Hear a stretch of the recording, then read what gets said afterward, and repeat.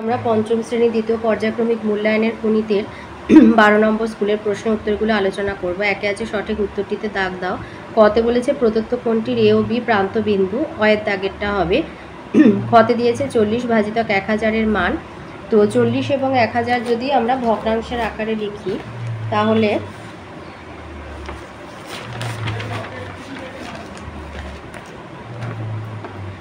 চল্লিশ ভাজিতক 1000, তাহলে এটাকে আমরা যদি ভগ্নাংশের আকারে লিখি, লিখো 40-এর 1000, এর একটা শূন্য, 40-এর একটা শূন্য আর 1000-এর একটা শূন্য কেটে দেবে, তাহলে হবে 4-এর 100।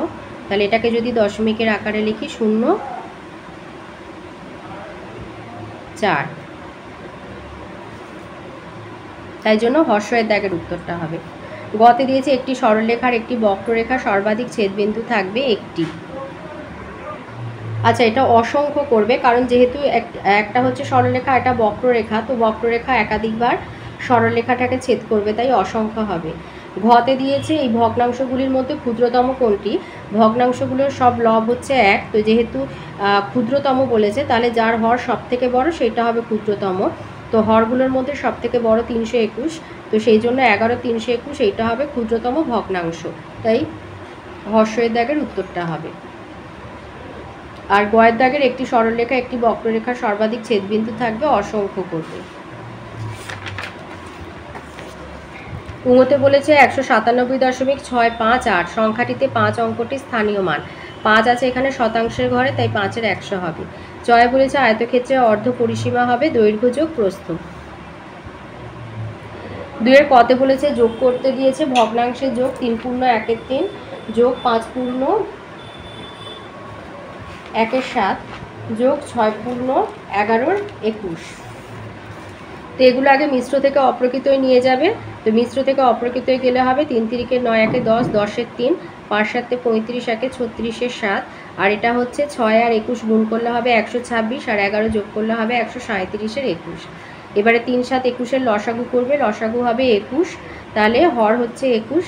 এবার 21-কে 3 দিয়ে ভাগ করলে হয় 7, তাই 10-কে 7 দিয়ে গুণ করে 70, 21-কে 7 দিয়ে ভাগ করলে হয় 3, 36 আর 3 গুণ করলে হয় 108, আর এটা যেহেতু 21 আছে তাই 137 বসে গেল।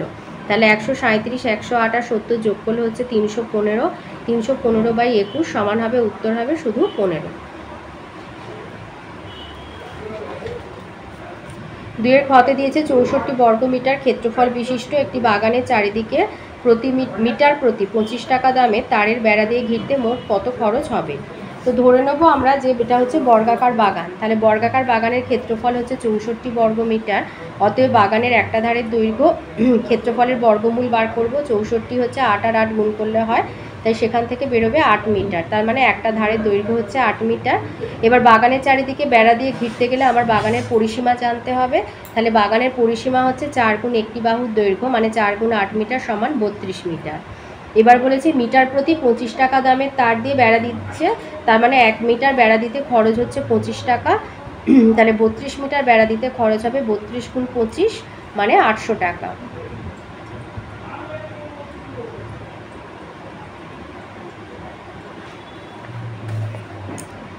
গতে দিয়েছে সরলরেখা এবং সরল রেখাংশের দুইটি পার্থক্য লেখো।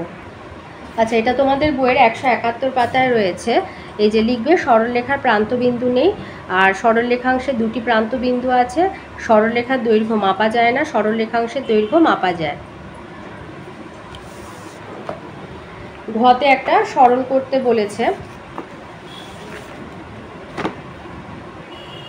তো প্রথমে এটা রেখা বন্ধনীর কাজ করবে। 1 আর 1 যোগ করে 2, আর 8 ভাজিতক 4 করেও 2 পেলাম। তো এখানে আমরা একটা লাইন লিখতে পারি, এখানে একটা লাইন লিখতে পারো 25 ভাজিতক 5 দিয়ে 5 গুণ 8 ভাজিতক 4 ভাজিতক 2। তো তারপরে এই 8 ভাজিতক 4 করবে, 2 পেলে এবার 2-কে 2 দিয়ে ভাগ করলে হয় 1, 5 আর 1 গুণ করলে হচ্ছে 5, আর যেহেতু তোমার 5 আর বন্ধনীর মাঝে কোনো চিহ্ন নেই, এর লিখবে, মানে এই গুণটা আগে করবে। তাহলে 5-এর 5 সমান হবে 25, 25-কে 25 দিয়ে ভাগ করলে উত্তর হবে 1।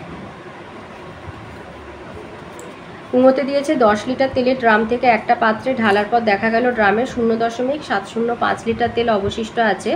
পাত্রটি তেল ধারণ ক্ষমতা কত? তাহলে লিখবে পাত্রটির তেল ধারণ ক্ষমতা 10 লিটার থেকে 0.705 লিটার বিয়োগ দেবে, দিয়ে হবে 9.295 লিটার তেল ধরতে পারে। তাহলে পাত্রটির তেল ধারণ ক্ষমতা হচ্ছে 9.295 লিটার। চতে বলেছে এমন একটি সমবিন্দু সরলরেখাংশ অঙ্কন করো যাদের প্রত্যেকের দৈর্ঘ্য হবে 4.5 সেন্টিমিটার। আচ্ছা, সমবিন্দু সরলরেখা মানে যে সরলরেখাগুলো একটা বিন্দুগামী, ধরো এবি আর এই সিডি, তাহলে এরা হচ্ছে পরস্পর ধরো ও বিন্দুগামী, তাহলে এরকম হবে সমবিন্দু সরলরেখা। তাহলে আমরা দুটো সমবিন্দু সরলরেখা আঁকতে হবে যাদের প্রত্যেকের দৈর্ঘ্য হচ্ছে 4.5 সেন্টিমিটার। তো প্রথমে একটা 4.5 সেন্টিমিটার মাপের সরলরেখাংশ এঁকে নেবে। এবার 4.5কে আমি যদি 2 দিয়ে ভাগ করি, তাহলে 2 দুগুণে 4, দশমিক উঠে গেল 5, 2 দুগুণে 4, 1 দশমিকের জন্য 0, 5, তাহলে 10। তাহলে এবারে কি করে আমি দুটো সমান দৈর্ঘ্যের কি করে আমি করব, তাহলে এখানে কম্পাসের সাহায্যে এই সরলরেখাটাকে সমদ্বিখণ্ডিত করবে এইভাবে, মানে অর্ধেকের থেকে একটু বেশি, এরকম একটু বেশি রাখবে, রেখে ওপরে একটা বৃত্তচাপ,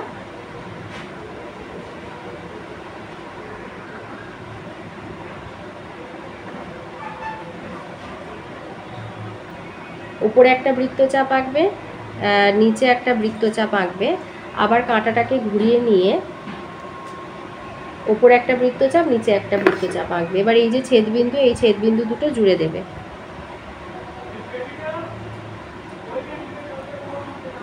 এবারে একটা 2.5 সেন্টিমিটার মাপের 2.5 সেন্টিমিটার মাপের এখানে সরলরেখাংশ এঁকে রাখবে।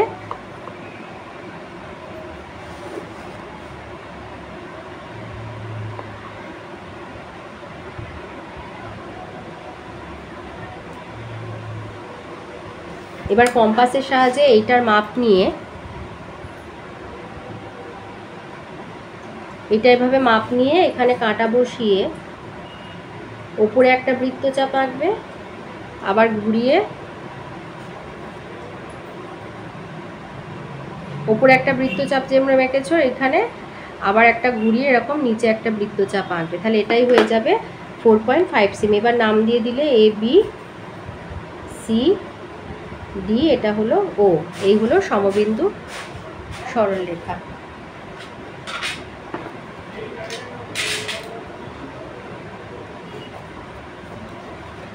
ছতে দিয়েছে খেলার মাঠে বর্গাকারে সাজানো ছাত্রদের 9টি সারি আছে, পরে আরও 19 জন ছাত্র যোগ দিলে তাদের সবাইকে বর্গাকারে সাজানো গেল, প্রতি সারিতে এখন ছাত্র সংখ্যা কত হলো। তাহলে বর্গাকারে সাজানো ছাত্রদের 9টি সারি আছে, অতএব মোট ছাত্র হচ্ছে 9 বর্গ করবে, মানে 81 জন। পরে আরও 19 জন ছাত্র যোগ দিল, এখন মোট ছাত্র 81 যোগ 19 মানে 100 জন। তাহলে 100 জন হলে প্রতি সারিতে এখন ছাত্র সংখ্যা হবে 100-র বর্গমূল করবে, 10 10 100, তার মানে 10 জন। প্রতি সারিতে এখন ছাত্র সংখ্যা হবে 10 জন। এই ছিল আজকের আমাদের পঞ্চম শ্রেণীর দ্বিতীয় পর্যায়ক্রমিক মূল্যায়নের গণিতে 12 নম্বর স্কুলের প্রশ্ন উত্তরগুলো।